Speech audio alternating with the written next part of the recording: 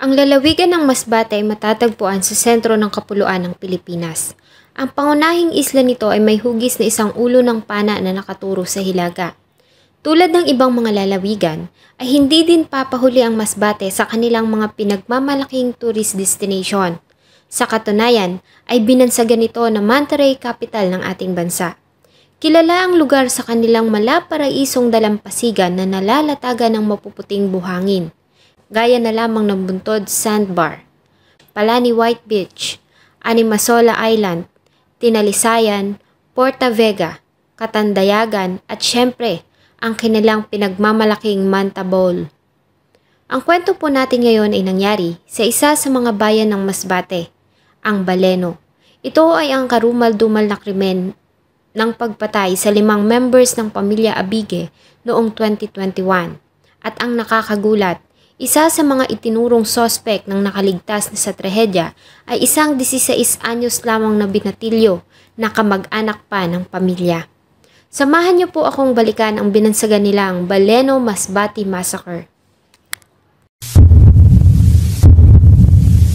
Bago ko po simulan ang ating story, sa mga bago po sa channel ko, please hit the subscribe button at pakipindot na rin po ang ating notification bell para ma-notify kayo sa mga bago nating upload na videos. August 29, 2021 ng alas 8 ng umaga ay nakatanggap ng report ang tanggapan ng kapulisan sa Baleno Municipal Police Station tungkol sa isang karumal-dumal na pamamaslang sa members ng pamilya Abige sa barangay Tinapian.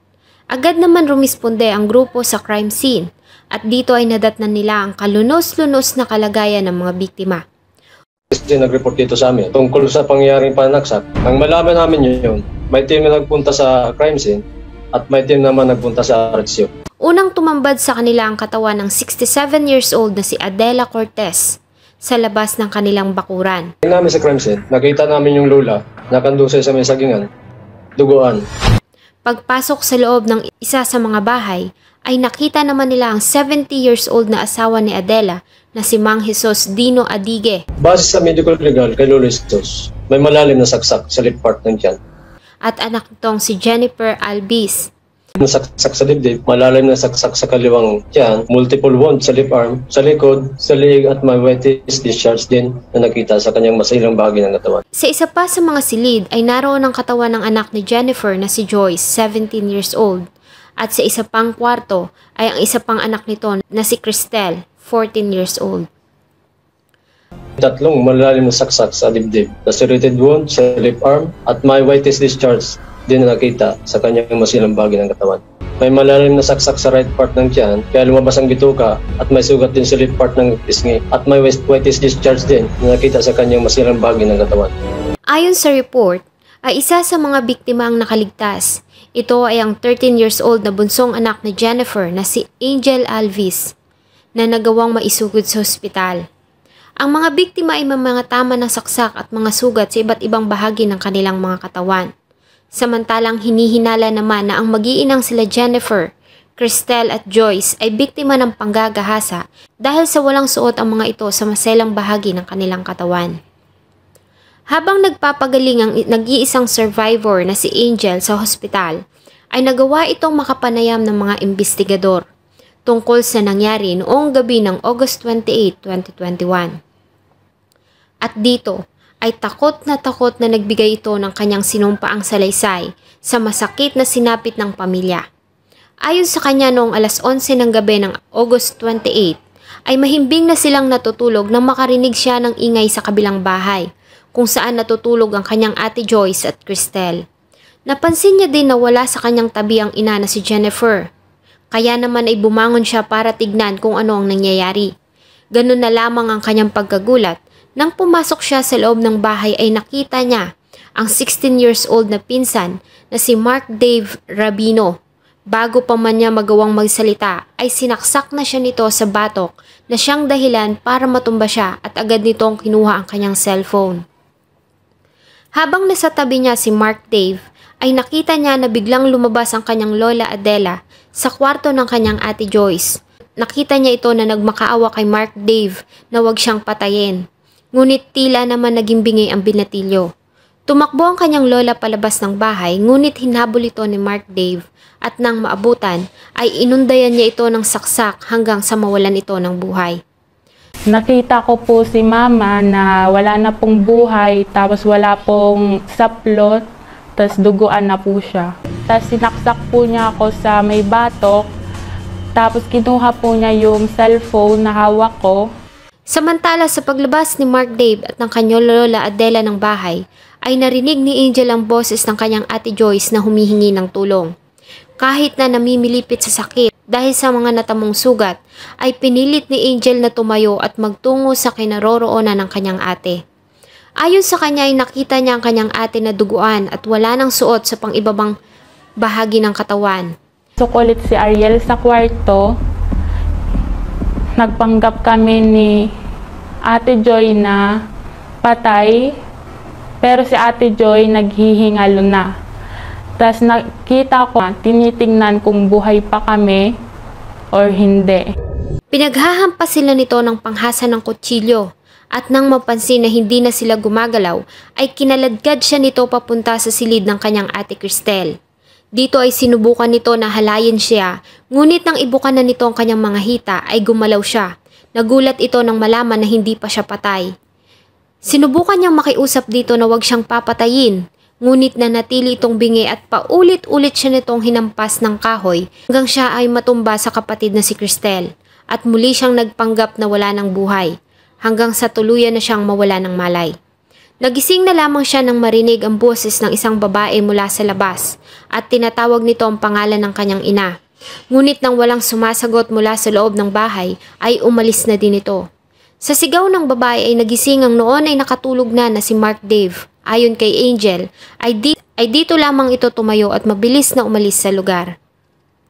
Doon ko nakita si Ate Cristel na wala ng buhay at wala na ring pambaba. Tapos nun, pinalo niya ako ng stick at napadapa na lang ako sa katabi ni Ate Cristel. At nagpanggap ako na patay na. Narinig ko si Ate Cindy na tinatawag ang pangalan ni Mama. Ikaw ni Ate Cindy, nagising at doon pa lang siya bumangon at umalis. Sa ibinigay na statement ng nag-iisang survivor na si Angel, ay agad na nagtungo ang mga pulis sa tahanan ng mga rabino, di kalayuan sa bahay ng mga biktima kung saan naganap ang krimen. Dito ay naabutan nila ang 16 anyos na binatilyo. Itinanggi nito na may kinalaman siya sa krimen ngunit sumama naman ito sa mga pulis.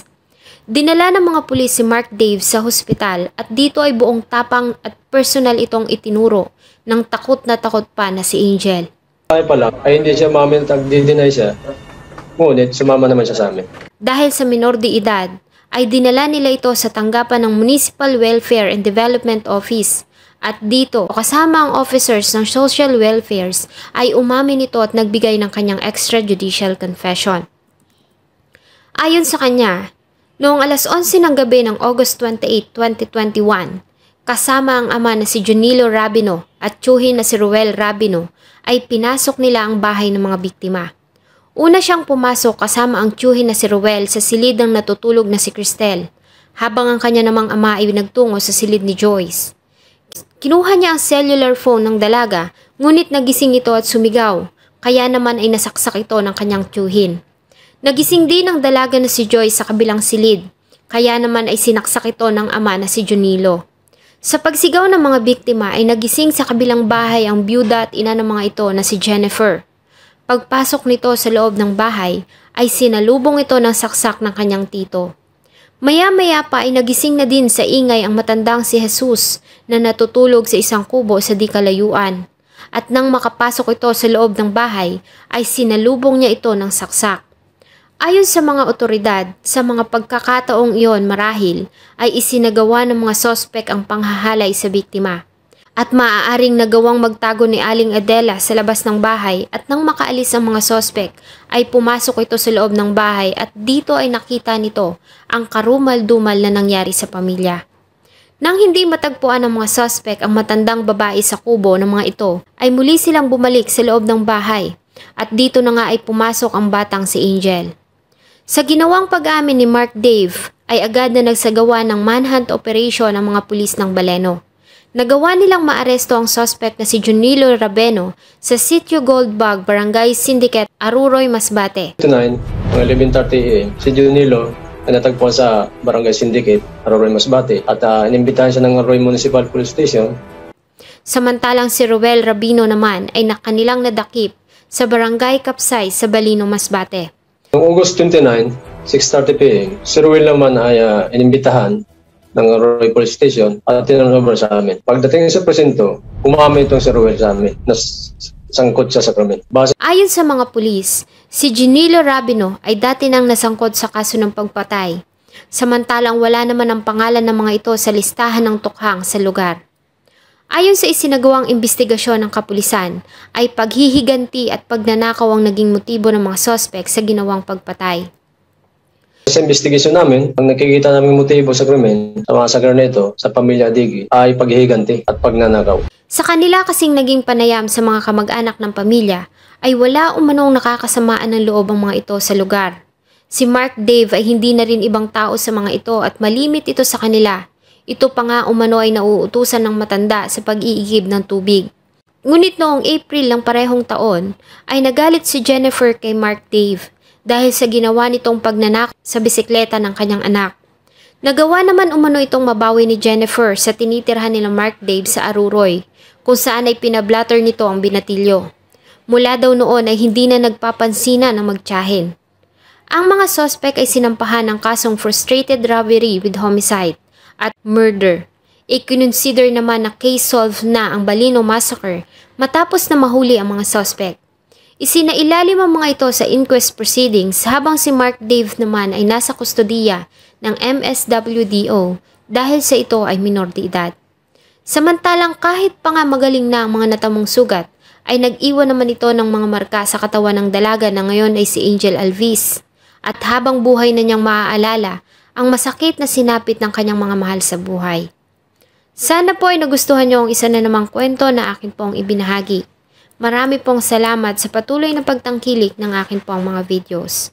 Huwag niyo pong kalimutang mag-iwan ng saloobin at suggestion sa atin pong comment section. Thank you so much po and see you on my next video.